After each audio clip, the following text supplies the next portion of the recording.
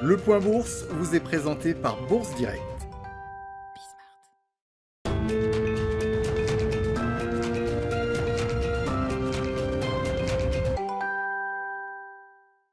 Bonjour à tous, la tendance est en léger recul ce matin. Les investisseurs ont peu de nouvelles auxquelles se rattacher et continuent de digérer les nouvelles de la veille. L'indice parisien se stabilise en dessous des 5700 points dans l'attente de son prochain catalyseur.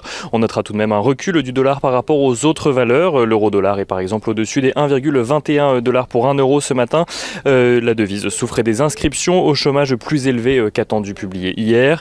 Les investisseurs qui ne peuvent pas trouver de soutien pour le moment du côté de Wall Street qui a clôturé hier proche de ses niveaux de la veille, marquant une pause après les nouveaux sommets atteints.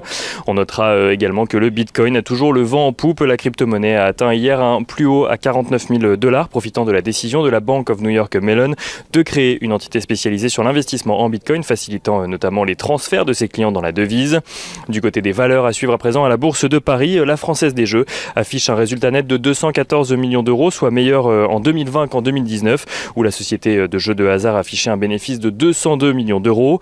Le chiffre d'affaires de la société a pourtant reculé de 6% sur la période. L'entreprise, qui a été affectée, comme beaucoup d'autres, durant les 6 premiers mois de l'année, en lien avec la crise sanitaire, a vu ses ventes se redresser légèrement au second semestre, portées notamment par la réouverture des compétitions sportives et donc la reprise des paris sportifs associés.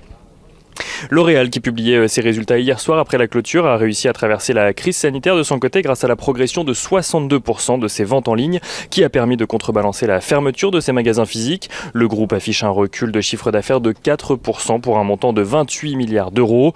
L'Oréal qui réussit tout de même à conserver une marge d'exploitation similaire à l'année dernière, à 18,6%.